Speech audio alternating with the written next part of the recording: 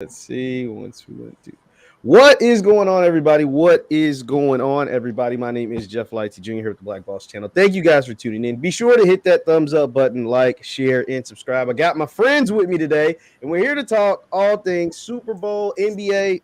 Not so much the Knicks, John. My bad. I'll just leave you alone. But anyway, we're here to talk about some good old sports today. We got Mr.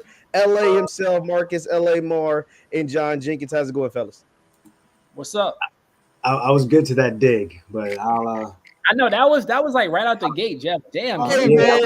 I was like, you never used to act like this, Jeffrey. Now, hey, man. Well, the Knicks weren't always 12th in the East, neither. So it's a little fun. It's a little fun, and I need the Knicks to go ahead and keep losing, and my Louisville Cardinals to go ahead and get Kenny Payne off their staff. But that's we can talk about that later. We're here to talk about some cool stuff. And Marcus, you said something that kind of ticked me off. Super Bowl. The Super Bowl is this weekend. It's in LA. Mr. LA Marr himself will be partaking in festivities out with the Super Bowl. But we got two good teams, a surprise team in the Cincinnati Bengals and a team that people like myself predicted would be in the Super Bowl, the LA Rams. Marcus, I'm coming with you. Who is going to win the Super Bowl and why? Wait a minute. You're going to sit there with a straight face and lie to your audience like that? Stop. You didn't predict the Rams to go to the Super Bowl. When I didn't pick the Rams to go to the Super Bowl? When I record every single day. Single day. Oh, hold on. I'm not talking about wait a minute. I'm not talking about as the playoffs started. I'm talking about heading into the season, midway point. Did you pick the Rams to go to the Super Bowl? Yes or no? Yes. Where's the proof? Yes. We need to receive. Pull up your I record every single when you edit it and you put that part in where it's like I record every single day. I tweet every single day. When the playoffs started, I said the most dangerous team in the playoffs was the Bengals. That's a fact. I can pull up that tweet right now. I said the Bengals was the most dangerous team, and sure enough, they're in the Super Bowl. And I got a lot of backlash when I said they're the most dangerous team in the playoffs. Before the season, hell, I drafted Matt Stafford as my fantasy quarterback because I felt like they were going to be that good, and they started off 7-2. You saying it like the Rams was some soup sandwich garbage. They were the second seed in the East, in the NFC, not in the East. My bad, Knicks. The NFC. First of all, Matthew Stafford can play. We all know that. But throughout the course of the season, from wire to wire, the Bucks and the Green Bay Packers were better than the Rams. That's not conjecture. That's not an opinion. That is fact. Now, what I will say, Packers, I had no faith in Aaron Rodgers, though. Aaron Rodgers has disappointed me time in and time again and time again and time again. So I didn't pick them. I said the Rams. Now, it might not have been the brightest thing, but I was just like, I think the Rams with their superstars, because they don't have like regular players like Aaron Donald, Jalen Ramsey. So those are superstars. Combined with Matthew Stafford, and then they went out and got Odell, and then they went out and got Von Miller. I was like, this team is going to the Super Bowl. But I said it before the season with the Stafford. I said, yo, this team is good enough to win a Super Bowl. Then they went out and traded for Odell. Then they went out and traded for Von Miller. And then their guys got healthy, like Cam Akers. What? There's no confusion. I had no faith in Aaron Rodgers. Huh? They're good enough to win the Super Bowl. I just don't think that's going to be the case come this Sunday. On paper, the Rams should beat the Cincinnati Bengals because they have the more talented team, right? But we know watching football for as many years as we've been doing it, the most talented team doesn't necessarily always win, because if that was the case, the New England Patriots wouldn't have won 6 Super Bowls with Tom Brady at the helm. So what I will say is Kevin Hood says Bengals are going to lose big, homie. Kevin Hood, if you feel so confident in that, I want you to go place a bet on any sports book, because he doesn't believe that. It sounds good to say, but I promise you. You don't believe it? Why do he? He said Rams by 13. Stop. Some people think it's going to be worse than that. That's not illogical. Okay. Let me ask you this. They had Brady down by 20. Marcus, wait a minute. Hold on. That mattress guy, the guy that's been placing those crazy bets. Are the Kansas City Chiefs a super team in your eyes? They're a good team. No, they're not a super team though. They're a really good team though. And guess what happened? They've got 3 of the top 5 position players at their respective position. Mahomes, Kelsey, and Tyreek Hill are all top 5 at their respective positions. Absolutely. The Cincinnati Bengals erased an 18-point deficit on the road in a championship game. So for someone like Kevin Hood or anyone else to sit there and say the Rams are going to smoke them by 13 points when we just saw them struggle with Jimmy Garoppolo and San Francisco a week ago is preposterous. Don't do San Francisco like that. Don't do San Francisco got some dogs. San Francisco roster is very talented as well. Like, let's not act like San Francisco rosters is like some garbage. Wait a minute. Don't act like Cal Shanahan is some garbage now. Offensively, 49ers they are not win in better spite than of Jimmy Packers G. or I guess. The Niners Say it win in again? spite of Jimmy G. Outside of Debo Samuel on the offensive side of the football, you got the tackle who you would take, but who else scares you? Kittle, Ayuk, Mitchell. Like, come on, like those are players. Those are players. Yeah, Ayuk. Yeah, he was a first-round receiver. He's extremely talented. Ayuk, yeah, Debo. You said outside of all these guys, yeah. If you take away their whole damn offense, of course they ain't that good. Like outside of Debo, the best left tackle, the George Kittle, and Mitchell, who had 1,200 yards and only played like 12 games. Like outside of all these guys, they're actually really not that good. Well, damn, Marcus, if you take away all the players, of course they ain't that good. That's not what I'm saying. Let me answer the question. The reason the Rams are gonna lose this game is ironically the reason they're in this game, which is with the addition of Matthew Stafford. They brought him here to help them win a Super Bowl. He's going to be the reason they lose it because he's either going to throw a late interception or he's going to have a critical blunder at the most inopportune time. He had one last. What precedent is that? Like, where are you basing this on? John, get in here, man. John, what you said what am I basing on? I didn't want to go against the LA guy, but I thought he was going to go for his new spot. I didn't think he was running with Broadway Joe right now. Yeah, where's the California love at, Mr. LA Mark? You set tripping, Marcus. you big time set tripping. They gonna make you come back east. But I'm like to Jeff's point, like the Rams have the pieces. I just want Odell to get one just because like the way the whole Giants thing went down. But I'm just saying that Matthew Stafford, that's what they got him for. They got him for these big playoff wins. Has he been here before? Obviously not. But he's going to show that the stage isn't too big for him. Like the Rams are going to win. I don't think it's going to be lopsided like people are saying, like because the Chiefs have the same amount of firepower. So for the Bengals to erase that deficit like they did, you can't really kind of put them to the side. Like the Bengals don't make it a game, but Rams are going to be Super Bowl champs. Okay, Mr. LA Mar, what you got? And that was another thing. Kevin Hood brought up a good point. He said, "Bro, how are they going to block Von Miller, Leonard Floyd, and Aaron Donald? They gave up 9 sacks against the Titans. They gave up 9 sacks against the Titans. I'm gonna break a cardinal rule that I hate doing when debating, which is referencing a game that has nothing to do with another game that I'm about to talk about. If you recall, and I'm in no way, shape, or form comparing Joe Burrow to Tom Brady, heading into the but you're about to. But go ahead. You're about to. But go ahead. I'm not. Heading into the Eagles-Patriots Super Bowl, the Eagles boasted a top 5 defense, and their defensive line was viewed as legitimate. Tom Brady went out there and dropped 41 points on them and scored and threw for 500-plus yards of offense. So when everyone keeps saying they lost, Marcus, and they lost that game too, by the way. I understand that, but what I'm saying is everyone's like, well, I don't understand how the Bengals are gonna just block Aaron Donald. First of all, Aaron Donald's name was barely called in Super Bowl 53. Now, I get he was going against Belichick, the GOAT, but what I'm saying is he has moments where he disappears in big games. Now, if you're going to tell me... What about the NFC Championship game? What about the NFC Championship game? Did he disappear in that game? When it mattered the most, 49ers need one drive to win the game. Who made the play to end the game? Well, Leonard Just Floyd... answer the question before you get into it. Who made the play to win the game? I just answered it. Leonard Floyd got to Jimmy Garoppolo first. He did. I'm about to throw my phone, man. I got to send this message. Wait a minute. Secondly, Jimmy Garoppolo was the one who inexplicably threw an underhand pass as he was about to get sacked. I mean, that ain't Aaron Donald's fault. Aaron Donald was the one dragging him to the ground. So what I'm hearing, Jeff, is you have Rams 40-12, and John, you have Rams 28-21. No, it's not that. It's not that at all. It's just it'll be close. I like Burrow. Yeah, I do like Burrow, and I think Cincinnati can win this game. But just to go, first of all, your whole thing about what you think Burrow can do against the Rams is all based on Tom Brady and the Patriots. That is blowing my mind. It's like, Tom Brady came back on the Eagles. Aaron Donald didn't do nothing against the Patriots. It's like, this is Tom Brady and Belichick. You're talking about Zach Taylor and Joe Burrow. I can't let you get away with that, Jeff. That's not. Is that not what you said? John, correct me. Is that what he said or not? Like, that's not what I said. You misrepresented my position. We saw Joe Burrow get sacked 9 times against the Tennessee Titans.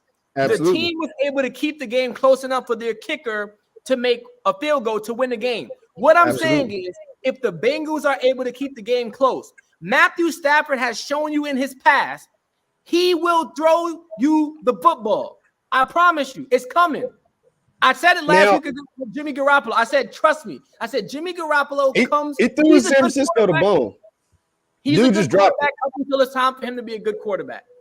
That's the analogy I use. What I will say, though, is that Tennessee nor the Raiders have an offense like the Rams. Now Kansas City, we can agree on that. They don't have an offense. Now, Kansas City does, and Kansas City was getting after. One thing I will credit Cincinnati is their coaching staff is really, really good because they make adjustments at halftime. They made the adjustments against Kansas City. Kansas City also hurt themselves by doing that stupid play at the end of the half. Instead of going for the end zone, they throw the ball. They're on the 1 yard line. They throw the ball outside the end zone. Just made no sense.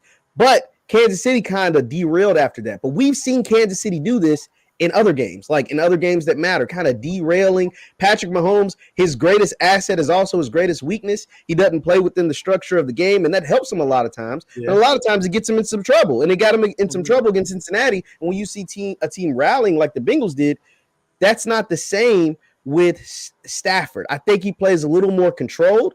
I think he doesn't go back 30 yards like Mahomes did when they were in the red zone. Like, so these kind of things. Now, I think it'll be close. But I do think the Rams are talented enough to beat the Bengals. I think talent will win out in the end. I think McVay being there before will win out in the end. I think guys like Jalen Ramsey, Aaron Donald, I like superstars versus like young up and coming stars. Like Burrow and Chase are stars. Like they're stars in the making. But these dudes are like Hall of Famers. like Aaron Donald is a Hall of Famer. Aaron Donald's a Hall of Famer. Wait. My bad. I thought you started on Matthew Stafford. I'm about to say, hell no. We're not about to do that. Hell no.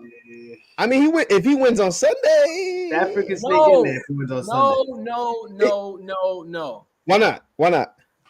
We gotta stop doing this. The Hall of Fame. I'm not disagreeing with you. I'm just like want to hear your take on this, by the way. No, yeah, because I feel like people keep doing this where it's like, if a guy plays long enough and he amasses enough stats and he's able to squeak out one Super Bowl championship during his time in the league, that makes him a cinch Hall of Famer. And it's like, no, the Hall of Fame is supposed to be reserved for the elite of the elite. No one would ever confuse Matthew Stafford or Matt Ryan or Eli Manning with being elite quarterbacks. And how I evaluate whether a quarterback is elite or not is when you were actively playing. Were you ever considered a top 5?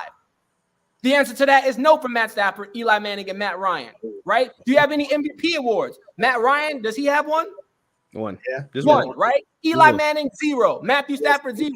What people are going to do is they're going to point to Matthew Stafford's situation in Detroit. Well, Marcus, he wasn't playing with a good team. At some point, you've got to carry and shoulder some level of responsibility. I don't want to hear. Some level, not all of it, though. When you're playing for an inept organization and an inept franchise, that seen their 2 best players in the history of the organization quit early because they played for the like this is historic. Like Detroit is historically bad. They had 2 of the best players at their position ever. Barry Sanders in the 90s, Calvin Johnson in the 2000s, 2010s or whatever. And they quit because they were like, yo, to hell with this. Like, to hell with playing for this team being garbage every year. Like, then they're firing coaches every year. And those dudes still produced and still were like locks in the Hall of Fame, only playing under 20 years combined, right? So Stafford had to deal with that as well. In the first year he gets out of Detroit, he goes to the Super Bowl and potentially wins it. Wait a minute. Situation matters. Absolutely. If someone wants to make a case for Matthew Stafford's candidacy in the Hall of Fame, do it without using the word longevity, because that's the only argument you have. Like I said, He has no individual accolades that are worth mentioning, like zero. So other than he threw for a bunch of stats and yards, okay, whoop-de-doo. Like what? Like give me something more substantive to make his case. And the answer is there's not a case. I don't care if he wins on Sunday because the criteria can't be, well, he's got a Super Bowl Hall of ring now. That means he's a lock to get in. From a talent perspective, Matthew Stafford can throw the football. We know that. But would you ever look at Matthew Stafford and say, damn, that's a generational can't miss type of guy? No, he's never been that. He's solid. He's never been in Detroit.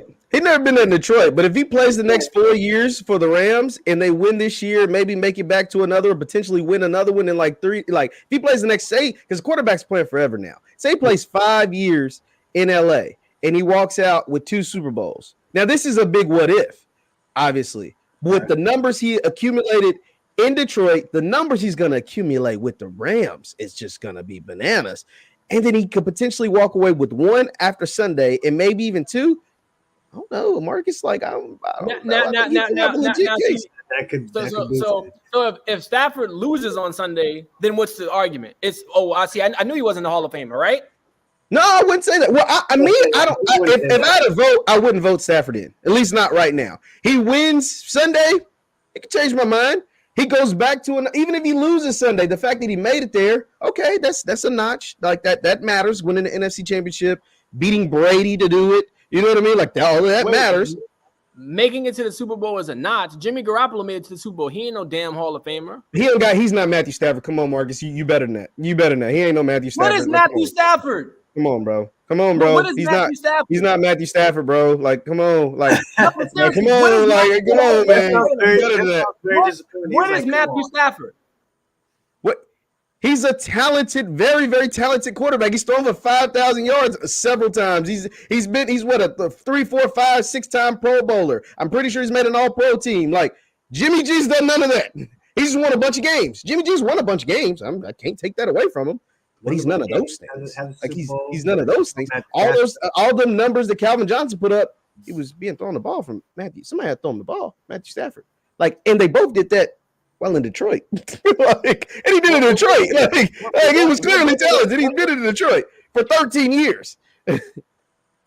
What did it amount to? I mean, they played for the Lions. I'm agreeing. They didn't amount to nothing. But in this 1 year, he leaves Detroit. After 1 year, he goes to the Super Bowl. And then in 1 year, he could win the Super Bowl. So his first year, just think about that. You replace his situation, and he goes to the Super Bowl. And then after Sunday, we could be talking about you replace his situation, and he won the Super Bowl. Like, that matters. Like, who you go to, who you're drafted by, who you get. Like, if Brady never goes to New England with Belichick, he's not the Brady. Like, I think he still becomes great. But if he was in Detroit, if he was in Cincinnati, if he was, you get what I'm saying? Like quarterbacks make coaches, but coaching and coaches make quarterbacks as well. Like that matters. Like look at Garoppolo. Like Garoppolo, like you said, has been to a Super Bowl and was this close to going to another one because he played for Cal Shanahan. He went to the 49ers. Like all of that matters. So Matthew Stafford has a rep, and then I'm gonna let John get it. Matthew Stafford has a reputation of being called Stat Padford because that's basically all he was. One man calls him that. No. A lot of people do that. No, because that's all he was accumulating. There was nothing else to do, right? But last week, if you remember, Stafford went deep on the ball, and the 49ers DB dropped it. And I told people, this is who he is. He will give you a chance to win the game because of his own personal mistakes. I promise you on Sunday, he's either going to throw one at the worst time, or he's going to almost throw one that's either not caught or maybe a fumble. I have enough data to support this claim. It's not like this is just unfounded. I said it about Jimmy Garoppolo. I told people Jimmy Garoppolo did it in the Packers game. This is who he is. If you ask me right now, Jeff, and then I'm going to let John go, who do I trust more on Sunday in a pivotal moment? I'm taking Joey Burrow, a.k.a. Joey Shiesty, over Matthew Stafford. Not right now. Yo, y'all are clowns, man. Joe Shiesty, that guy too, by the way. You guys have already hit the nail on the head, but I'm gonna go with the sure thing. This is the second year in a row where the Super Bowl is hosted by a home team. why? But what don't the Rams? What do the Bengals have that the Rams really like?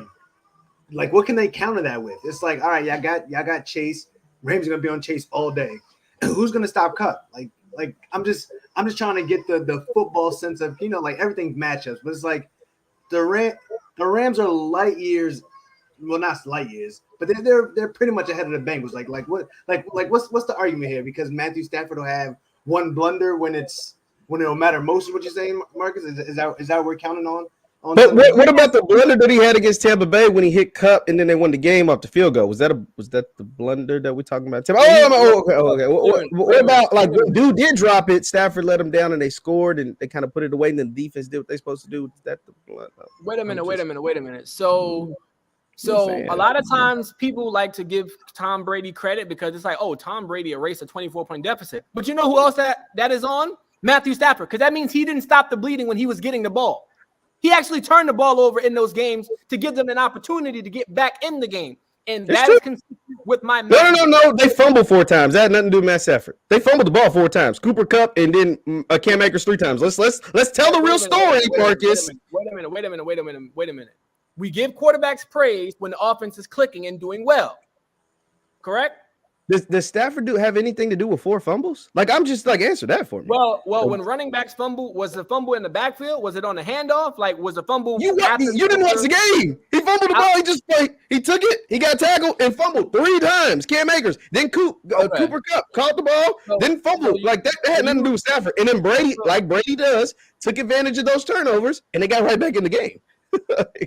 So you wanna give Matthew Stafford? John is bringing the baby on camera. I went to get my secret weapon. You guys overload. You on his Nick Wright stuff.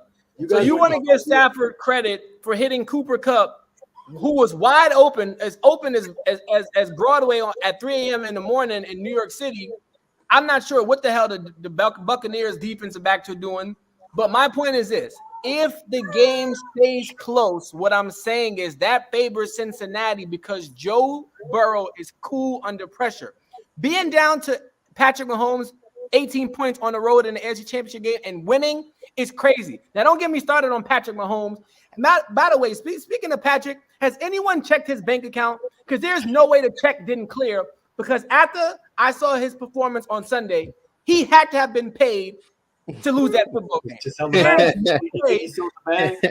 There is no way the best quarterback, allegedly, in the game had 4 plays in which he was sacked for 5 yards, sacked for 15 yards, fumbled, overthrew a receiver, and then intercepted on his 4th play. There's no way a quarterback of his caliber could have a 4-play sequence as bad as that. Yeah, man, it was really bad. Pat Mahomes he said at the Pro Bowl, which was a joke, by the way, but at the Pro Bowl, he said that he will never get over the loss to the Bengals and that the only way that he could possibly even think about getting over the loss is if they win another Super Bowl. So who knows when that will happen. So Marcus has got the Bengals. John and myself has got the Rams. We will revisit this after the game on Sunday, 6:30 Eastern. 3:30 LA time because those folks do things differently out there. Not at a Super Bowl 56, and I can't wait to see who comes away. Now we're transitioning over to everybody's favorite sport that we actually don't talk about enough simply because NFL is just kind of taking over everything. But it is the NBA. There is a pair of teams in New York that aren't doing too well. There's another team out in the West Coast where Marcus resides. They ain't doing too well either. It's the Los Angeles Lakers, the Brooklyn Nets, and John's favorite, the New York Knicks. But, John, what is going on with Brooklyn, man? They're currently on a 7-game losing streak. They're currently looking inept, currently looking really, really bad. But what's happening with them? If you're going to make me the spokesperson for the Nets, then I just want to hear what's happening in Brooklyn, man. And it is – and also, is James Harden – going to leave? Oh yeah, James Harden's out of there. I just don't want to go to Philly. Wherever he wants to go ahead. Like we said yesterday, he'll probably go, to Atlanta or somewhere with top elite we'll call them exotic gentlemen's clubs. The gentlemen's clubs. Yeah, like he'll probably go there. But yeah, right now the Nets it's not what you think it is on Atlantic Ave right now. It's just not it. So what's the vibe in Brooklyn, John? What's the vibe out there, man? How are they feeling about that? He's a Queens native. He wouldn't know. I'm a Queens guy. I'm a Queens guy, but I reside in Brooklyn, and that's why I'm saying, like, I knew, yeah. But the only thing that's sticking right now in Brooklyn is the snow. Nothing else. The Nets not sticking. Nobody bang. I'm not gonna say nobody bang with them right now, but it's like they going through it. I mean, accordingly, Kyrie's still only playing road games, so he's not here either. So it's like, it is what it is at this point. So, but yeah, the Nets not it. Did I expect them to go on a 7-game losing streak? Never. Do I expect them to go against these depleted teams and get cooked the way they are? No. But am I happy to see it? Of course I am, because who wouldn't be? So, but that's just the Nets. I'll leave it to you guys. Talk about what about the Lakers? Okay, John. How you feel about LA? How you feel about the Lakers and what's going on with them? They're starting to cook something up a little bit. They're starting to get it together a little bit. When you say. All right, huge one on Saturday. My top 3 things are Malik Monk deserves a statue in front of Staples Center. That's the first thing. Here goes the second off, I don't know if there's a refund policy or something like that, but whatever you guys are paying Russ should be distributed to the ticket people, the custodial staff, the concession stand, merchandise, whatever you guys are paying him. See if there's a way to chop that up, because there's no way you guys are paying someone over $35 million and you're benching them. The two just don't go together. So I don't know what that is, how you guys will fix that moving forward. But if the way of winning is benching Westbrook, that's not going to be good for you guys. And my last plea is to anyone in the NBA: do not do a deal with the Los Angeles Lakers, because for what? They're a dumpster fire right now. The worst super team ever assembled. Do not make a deal with them. Let them live. Let them soak in their own transgressions. But my rant is Mr. L.A. Moore, do you have a response? I do. I want to see, your audience doesn't know because we don't hop on enough, but John Jenkins, ladies and gentlemen, suffers from what you call low sports self-esteem. Oh no. And basically, as America's #1 sports therapist, a lot of times when people hear sports therapy, you think of people treating athletes, but as America's #1 sports therapist, Marcus Amar, I'm here to treat fans suffering from low sports self-esteem. So I'm going to attempt to do that with John right now. I don't know if it's possible because the Knicks have been a dumpster fire for as long as I can recall, and I'm only 28 years old. But let's talk about the Nets. John is right on a couple of points, which is a breakthrough today. The Nets, it's time we have an honest conversation about what is happening in Brooklyn. Preacher. Let's go. That's a fact. Because there's a ton of attention paid to the team out west, and understandably so. Nobody moves the needle like LeBron James in any sport. I don't care whether you're talking international or domestic, so we get it, and rightfully so. But there's a lot of attention paid specifically to the Lakers. Everything coming out of the NBA starts and stops with what's happening with the Lakers. The Nets, on the other hand, have been able to squeak under the radar because, again, it's the NBA media reaffirming what everybody who's objectively been watching already knows. And it's that it will never be Kevin Durant's league. I don't care how talented he is as a basketball player.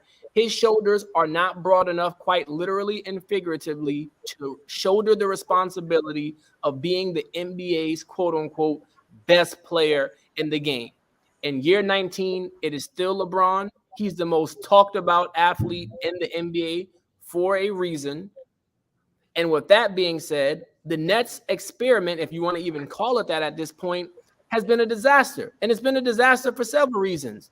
Their best player, as of late, has injury issues. Kyrie Irving, as much as I like him, marches to the tune of his own drum. And that, to some people, could be a little shaky. And controversial.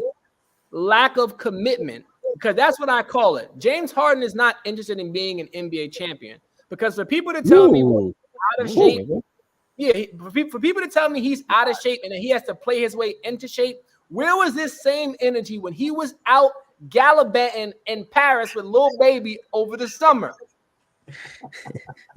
It doesn't make sense. Literally, for him to be what's considered a thick basketball player is preposterous because pause. Yeah, we're talking about some pause. Whoa. It was coming. Whoa. Whoa, this is whoa. It literally doesn't make sense. Basketball is a sport. The only thing that needs to be thick is IG models and exotic dancers. My man Marcus brought out the thick basketball player talking about a man. I was like, whoa, it's a big pause there. No, because all jokes aside, fellas, it doesn't make sense that he's playing a cardio sport and he's getting bigger. It is an oxymoron. It's oxymoronic. But man, Marcus, to hell with all of that, bro. Let's be honest. Like, that don't even matter. Like, Shaq came in out of shape too. James Harden, if he can come in plump and he dropped 30 and 10, then he's doing his job. I don't give a damn what his shape look like as long as he's hooping. He just not hooping. Wait, Jeff, let me stop you there real quick. It's not about him not being in shape. It's about his approach to the game with a certain level of respect and commitment. It shows me where his mindset is. His mouth is saying, hey, I want to be an NBA champion, but his body and his mind are not following what he's saying. Everybody can't be Kobe or Jordan or LeBron or, you know what I mean? Like, everybody don't have that mindset when they come to the game, but some folks can just get out of bed and hoop. James Harden, one of them dudes. Kyrie Irving, one of them dudes. They could care. Like, if basketball ended for them today, they'd be fine. But they get up and they can just hoop. So I don't think you have to have a Jordan mentality. Now, obviously, you'd love for your best player to be like a Jordan or be like Kobe or be like LeBron when they spending all this money on their body, or Giannis, where you see the clear development where it's like, yo, he used to look like this and now he looks like this. Like, yo, that tells me he's doing something different. But you can also be a Kevin Durant who just wakes up and hoops, a Kyrie Irving who wakes up hoop. The Nets' only problem is their dudes aren't there. They're either healthy or the protocols keeping them out and playing games. If all three of the dudes were there, they'd be fine. But the fact that they haven't been there, and this is going into what is this, year 3 with KD and Kyrie? And they've never been on the court together, essentially. Like, and then they added James Harden last year, so year 2 with all three, and year 3 with KD and Kyrie, and it seems like they've never all played together. Like quite literally never. Like, I really feel like they never have. That's the problem, and that's why it's a failure. I'm not saying it's a failure because those guys are just stink. It's just like this thing called COVID happened, and Kyrie has standing on his laurels and said, hey, I'm good on getting a jab. And then KD is now becoming kind of injury prone. And now James Harden is kind of halfway injury prone, halfway look like he don't want to be there. And so, it's a lot. And so James Harden, like, yo, I didn't think I was coming in signing up where it was just me. If I wanted to do this, I could have stayed in Houston. You know what I mean? Like, it's just me at home games, and then road games, I get Kyrie. Maybe, you know what I mean? Like, if he's not taking personal reasons, you know what I mean? Like, because he missed like 8 games last year because of personal reasons. So he's like, yo, I didn't think this is what I was signing up for. I thought I was signing up for all 3 of us. And it just hasn't been that way. It just hasn't felt. They didn't need James Harden. I understand that he was supposed to be an insurance policy, but James Harden and Embiid would have been as formidable as a duo as Kyrie and KD. KD and Kyrie were fine. They were clicking like this. But you know, they weren't going to send Harden to Philly though. They weren't going to because Morey worked right, because he was at the time the Rockets owner was cutting off his nose to spite his face, which is why I tell people all the time: if you're emotionally charged, you perpetually lose in this world. You need to think logically and rationally, because now Houston is a dumpster fire. They're unwatchable. They have some good pieces, but on a nightly basis, but for the most part, they're going to get smacked around. Young talent doesn't win an NBA. Yeah. No, it doesn't. And Harden is now unhappy in Brooklyn with his role, because I'm pretty sure a part of him is like, damn, I got to take a backseat to a part-time dude, and now a dude that's not healthy, even though that's my man's. But it's like, I don't think people remember Harden went on a stretch when he was with the Rockets where he had over 30 points in 30 consecutive games. And in those games, he was dropping 50-point triple-doubles, 40-point triple-doubles. And they went from 14th in the Western Conference to 2nd with PJ Tucker being out and Chris Paul missing time. Now, I will have to say this though. Like Harden's in his 30s. James has been there. Now he's been there alone, and he leads the NBA in assists, but he's only averaging about 22 a game. Has James just changed? Like maybe he's not the same player that he was when he was doing that in Houston. I mean, James Harden been in the league a good little minute now. Like, do you guys think that James Harden potentially his level of play has diminished at all? Ooh. I wouldn't say it's diminished, but it's to the point where it's kind of he's a little annoying to watch right now. And I guess and they took away those weak little fouls too, by the way. Rule change might be that's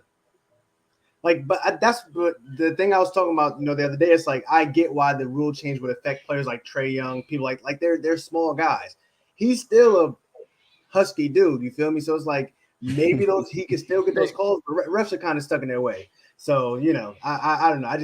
James Harden's tough to watch. The Nets as a whole are tough to watch. So it's just he's kind of guilty by association. Mr. LA Mar, you hit real heavy on the Nets. But what about the team in LA? What about the team in LA, man? What's going on? John said they should take Russ's salary and distribute it among the workers in Staples Center or Crypto Center or whatever it's called now. You know what's funny? You should go into crypto.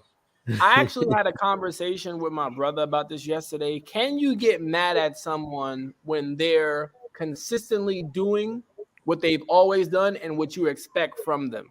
So for Laker Nation, when Russ came on board initially, everyone was like, I don't know how this is going to work.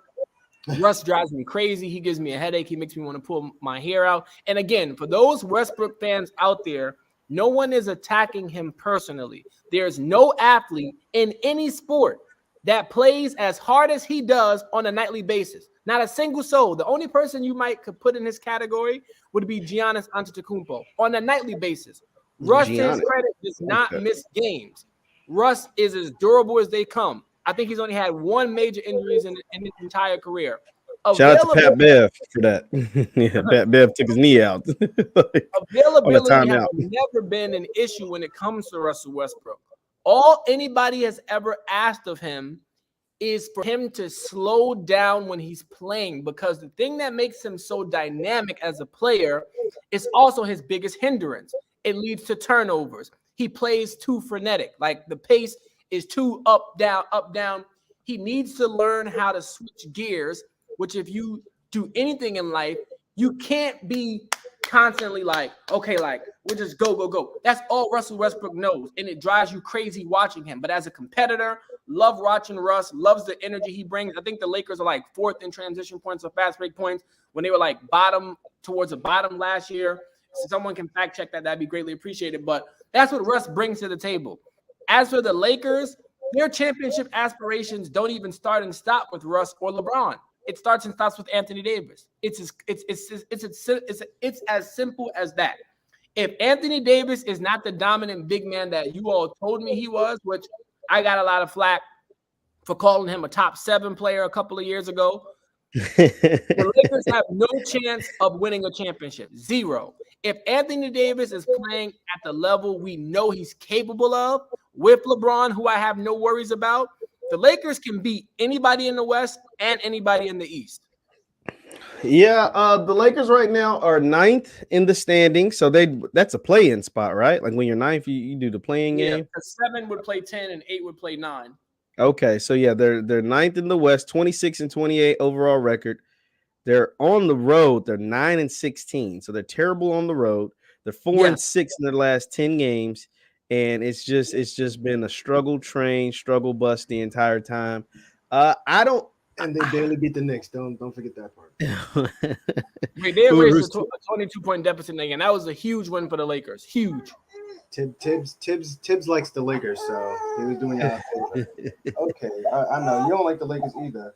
Yeah. So like that's the Lakers, man. I don't know how you fix it, man. That's the thing. Like you're in the middle of the season. You are who you are. You said it starts and stops with AD. You don't know about AD's availability. Now LeBron's getting hurt, and LeBron's an old man. Like, I mean, he's old. Like, he's 37, so like that matters. And you're getting like Russ in the playoffs only gets worse. like this doesn't get better in the playoffs. I mean, I've seen it. I've watched him for a long time. I watched him collapse against Portland, and then I watched them collapse against Utah, and I watched them collapse against like in the Eastern Conference last year with the Wizards. Like he doesn't get better in the playoffs. You know, some people level a game turns up in the playoffs. They're just like playoff kind of players. Kawhi Leonard's one of those guys, and Kevin Durant's one of those guys, even though he's already great. But Russ typically doesn't get better in the playoffs, and that doesn't bode well for LA because they're already not playing good. They're going to have to play in a play-in game is what it looks like because they're not – I don't see them getting any higher than the 7 seed, who is Minnesota right now, and they're, 3 games back behind that. We can overtake Minnesota. Don't do that. Stop. Minnesota's division is way weaker than the Pacific Division. Well, what I'm saying is I don't see them rising above the 7 seed. But the 7 seed, 6 seed is Denver. Let me just go ahead and share the screen and everybody can take a look at it. Let's see. We'll look at the Western Conference standings. This is what's going on right now. Phoenix is clearing ahead, number 1, with Golden State quickly behind. Then you got the Grizzlies, the Jazz. Here's the Lakers all the way down here. And you got the Jazz at 32 wins. So we're talking about you're not going to catch Dallas, I don't think. Down the stretch, you're looking between 6 and 10. You know what I mean? 6 and 9. I don't see you going slipping past the Pelicans. But I don't really see them getting up here with the Nuggets. I don't see they're going to be fighting for one of these 3 spots right here. And so that means they're going to be playing in the playing game. That's going to be rough, man. That's not good. And the more games for the Lakers, the worst. It's not better. It's the worst because when they got people with injuries, they got people that don't play better in playoff situations. I don't know. Marcus, try to convince me because you said the Lakers still going to win championship. And I don't know what moon rocks he was on when you put that out there. But he meant the play-in championship. He didn't the NBA championship because there's no way. There's no way. You guys are funny. Here's the thing. I promise you, nobody in the Western Conference wants to see AD operating at his best and LeBron doing LeBron thing. I promise you. Because as great as the Warriors and Suns are, they have not run into that juggernaut. In the LeBron and AD era, the Warriors were a dumpster fire when they first assembled, and the Lakers steamrolled the NBA during the year of COVID when they won a championship. Steamrolled. The Suns weren't that good yet because I don't think they had Chris Paul. But I'm telling you, LeBron and AD operating at their ultimate best is a problem for any team in a 7-game series, especially when you have LeBron, the ultimate chess player, being able to make adjustments and having a day or 2 in between games to singular focus in on one opponent. The Warriors, we know this to be true. As great as Andrew Wiggins is playing, if they're going against a supremely talented wing player, whether it's a KD, LeBron, or Kawhi, they are going to struggle because Stephen Clay cannot hold LeBron or KD or Kawhi or an Anthony Davis. The Warriors are going to have to beat you with a collection of people, which, again, do you trust Andrew Wiggins in a big playoff spot? I don't know. I've never seen that. I mean, I know what Steph Clay and Draymond bring to the table, but again, I'm just saying the Lakers, when they make the playoffs, because they will, it's not a matter of if, it's when, will be the most dangerous seed, whatever number seed they fall in at. It could be 4th, 5th, 6th, 7th, or 8th. They'll be the most dangerous seed to enter at that position in playoff history. He's having trouble believing you, brother. Marcus, I've heard this before, though. I heard there's a bunch of ifs in your story. If LeBron does, I said when they make the playoffs. I didn't say if. No, I'm saying, but if they're playing at their peak and if they're doing this, and I heard this before, and it was just last year when it was when they're playing like if they playing their best. Look, they had the Suns on the ropes, and then Anthony Davis got hurt.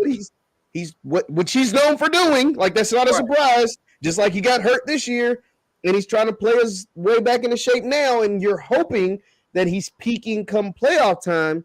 But history tells us it's not going to happen. That's what history tells. Now, I'm not saying it couldn't happen. And, me being a Lakers fan, I hope it does happen. But I don't know if that is a realistic option at this point. I just don't. I can't put my eggs in the Anthony Davis basket. Pause. I can't think that is going to be a certainty come playoff time. And I just told you Russell Westbrook gets worse in the playoffs. That's a fact. Like wait a minute. So you get a worse Westbrook are you and a guys shaky AD. Are you guys moving him Thursday, or is that you guys stuck with him? Yes, the Lakers will land either Ben Simmons or Damian Lillard by the trade deadline. But back to Jeff's point.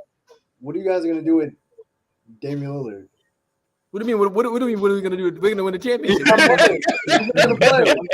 You think he's sitting out right now? He can't play. He's hurt. No, we'll work with him as he rehabs and nurses his way back to health. That's not an issue. Now, if you get Damian Lillard in the mix, okay, then I'm back on board. The roster is currently constructed where Malik Monk is your best player at times and Stanley Johnson is your best player at times, and you're relying heavily on guys like Avery Bradley. Yeah, nah. Wait a minute. So the Warriors. This is why I can't stand it.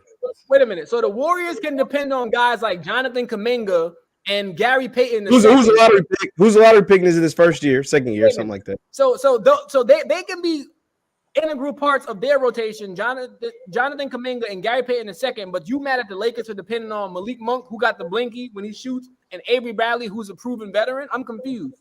Avery Bradley, who's like 107 years old, Carmelo Anthony, who's like 110, LeBron, who's often injured now, and Anthony Davis often injured. Like, yeah. Like having young dudes that are like 19, 20. Well, LeBron just missed the last 8 games. That's true. LeBron's never injured. He takes time off. Wait a minute. Wait a minute. Hold on. You know what's funny? I like how not just missed the last 8 games. Am I bugging when I'm telling that? Like, he just came back. Wait a minute. He did miss the last 8 games, but I like how people are suddenly attaching this. Oh, LeBron is starting to get hurt. Now, he's been more hurt with the Lakers than he has been in his 2 stints in Cleveland and with the Heat. But yeah, he's Iron Man. Klay Thompson missed 700 or 900 days of basketball. Steph Curry has known to have been dinged up. Kevin Durant has had a major surgery. Kyrie Irving has had major surgery. Westbrook has had a major surgery. LeBron's never had a major surgery, ever. LeBron's also older than them, Marcus. He's played way more basketball and he's in year 19. Like, yeah, you're right. He takes better care of himself than all of those guys I just named. And I'm agreeing with you. But at some point, Father Time does catch up to you. Like at some point. About Tom Brady, it never caught him. Never. So it doesn't always catch up to everybody. He's a quarterback. Like, what? It's totally different. It's totally different sports. LeBron runs and jumps for a living. Tom Brady throws a football. Like, it's different. And he didn't get hit very often. Wait a minute. But Father Time has caught up to LeBron on the defensive end. No denying that. But offensively, through the injuries. Like, he's been hurt since he's been with LA. He's been hurt more than he's ever been hurt in his entire career, Marcus. Like we gotta admit that. Wait a minute. Hurt and dinged and nicked are 2 different things, okay? I'm pretty sure that he could have come back sooner from his most recent injury, but he's like, I'm going to slow walk this because I am up there in age, and I know for the long haul, there's going to be more aspects. Think about it. The man missed 8 games of basketball. And, Jeff, I don't know if you've ever played basketball. People always say when you come back from missing basketball, you got to get your legs under you. He was 13 of 24, 29.13 rebounds and 10 assists after missing 8 games. He's a freak. Like, I'm not disagreeing with you. He's a freak. But going into last year's playoffs, he had come off an injury. And then the bubble, he got 3 months off before going into the bubble. So that kind of helped him. So he's injury free. But then before that, with Lonzo and them, he missed like 2 months of basketball. Like, so the injuries outside of the bubble where he got 3 months off, he's been hurt every year he's been with the Lakers. Like he's had some sort of injury, some sort of nicky knack or whatever, which that had never happened before. And I'm not saying he's injury prone. I'm not saying he's injury prone like Anthony Davis. Like, that's injury prone. Like, that's a dude who's just gonna get hurt. You can't rely on Anthony Davis because he's always gonna get hurt. I'm not saying LeBron's that, but LeBron is up in age, and to rely on guys on 10-day contracts and guys who were shunned away from their old teams. It's not a recipe to win a championship, bro. Like, they're like people like that. That's not how you win championships. You talk about the Warriors. For one, the Warriors are second in the West. You can't compare the Lakers and the Warriors right now. Like, they're second in the West, and one of the best players who is hurt right now, they're still second in the West. So you can't. They're not on the same. They're not on the same trajectory. They're not winning the championship. I mean, I'm not saying they are, but their chances are a lot higher than the Lakers. Like, what you say? I think Phoenix is the best team in basketball right now, but the Warriors' chances are a whole lot higher than the Lakers. The Suns are not better than the Warriors. And that's debatable. But those are the 2 of the better teams in the basketball. Whereas the Lakers ain't better. Is ninth in the West. Like the Lakers ain't better than either one. Again, all you gotta do is get in. And again, I know people are gonna say you said the last year about the Lakers. The Lakers were in position to beat the Suns until Anthony Davis got hurt. I don't understand that people have selective amnesia. He got hurt, Marcus, but he did get hurt.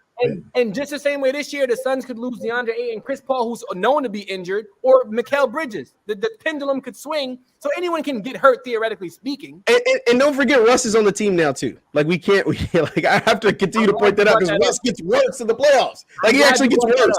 You guys love Russ. Remember, Jeff? Have we ever seen Russ as a third option on a playoff team? The answer to that question is no. He's always been. I have this year. I've seen him this year, or what he's supposed to be this year, and they're ninth in the West. On a playoff team. They're ninth in the West. Like this team was supposed to be a championship team, and they're ninth in the West with the way he's playing. So imagine in the playoffs when the game's in the line. I promise you, if it, like Russ and Frank Vogel are convenient scapegoats, they're not the problem. Anthony Davis's health is more of an issue, along with the roster personnel. Because think about it, if the Lakers had more shooters, right, which you blame LeBron and Rob Pelinka for that. Russ is giving you what he's given you for the last 13, 14 seasons he's been in the league. High energy, high pace, turnovers, assists. Waste of time. And moments where it's like, damn. Waste of time. That's what he's giving you. So I'm saying come playoffs. Like you just don't cut that off, Marcus. Like you just don't flip a switch and all that stuff is fixed. Like you had a season long full of inconsistencies, a season full of mediocrity, and you think come playoff time that just goes away? I don't see it that way. I hope I'm wrong, but I don't see it that way. Jeff, all I'm saying is I promise you, seeing LeBron in a 7-game series with Anthony Davis and him healthy is going to be tough to beat. They just is what it is. I don't care who the opponent is. And you I agree. I agree with you. I agree with you on that. I just don't know if AD's going to be healthy. I just don't know if he's going to be healthy. I don't. Nothing from this season has told me that he's going to be healthy throughout the duration, whether it's one series, two series, all series. Like last year, he couldn't make it out of the first series. I can't tell you how long this man is going to be healthy. I just don't know. That's a fair point. And while I can't prove that the Lakers would have beaten Anthony Davis had he stayed healthy, all I leave people with is this. The Lakers were up 2-1. Anthony Davis went out in the second half of Game 4. They lost. He missed Game 5 in its entirety. They lost. In Game 6, he played 5 minutes. They lost. So if you notice a trend, Anthony Davis scored 11 points Game 1. He scored 34 in Game 2 and Game 3. They win both of those games. In Games 4, 5, and 6, he either missed it completely or missed it 75% of the way, and they lost all 3 of those games. So one would look at it objectively and say, oh, when Anthony Davis played, the Suns were not close to the Lakers. When he missed time and wasn't available, the Suns were better than the Lakers. So who's the tip? Clearly, that means with Anthony Davis, the Lakers were better, even with the bevy of young players and talent Phoenix had. And the reason I say the Warriors are better than the Suns is because Steph Curry owns Chris Paul. And we saw it last year. When the Suns got up 2-0 on the Bucks, Giannis took over the series, and Chris Paul doesn't have take over a series capability because he's a little guy. Does Booker? Does Devin Booker? Not yet. I mean, it's a serious question. Do you think Devin Booker? John saying no? No. You don't think so? John, I want to show you something really quick, John. So this was something that came across my TL, man, and I want you to do a play-by-play of this. Like, what's going on? So it looks like an assistant is showing Julius Randle something. He smacks his laptop, and then he runs up on Buddy, bro. What's my guy Kenny Payne had intervened. If Get Me Out of New York was a person, this is who it would be, ladies and gentlemen. Julius Randle was doing everything. I think Get Me Out of New York would be Harden first, and this would be 1B. But let's run it back. Oh, like what is that? Like he looked like crapped on Brooklyn.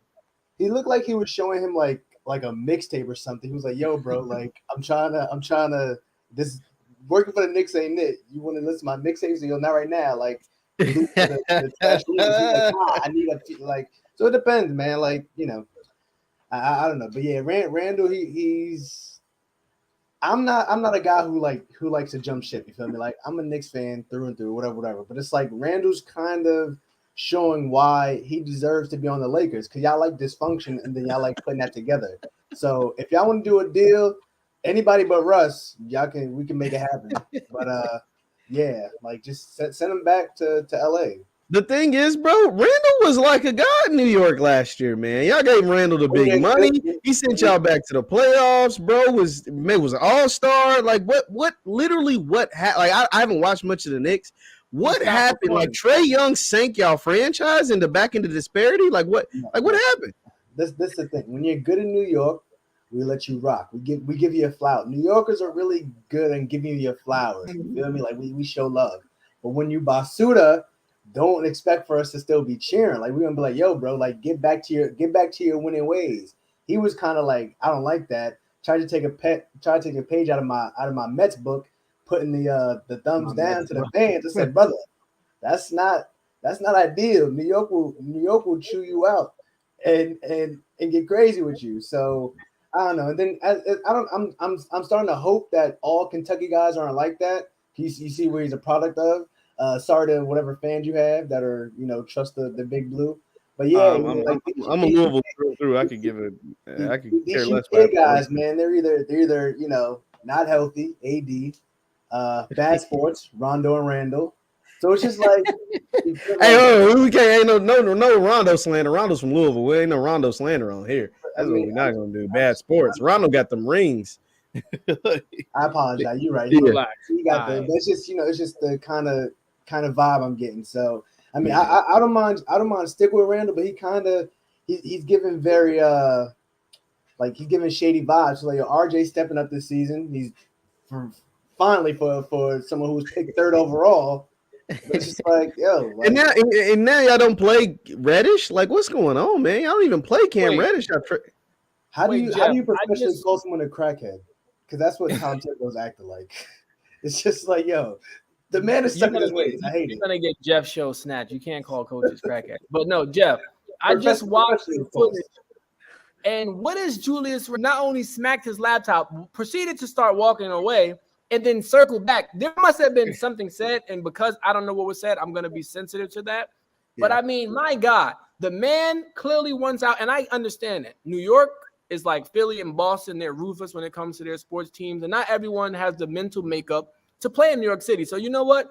If Julius Randle wants to be set free, then that's fine. And speaking of New York, the Nets were much better when they were in New Jersey. And as a Brooklyn native, it pains me to say that. But this version of the Brooklyn Nets is not it. It's not it. No.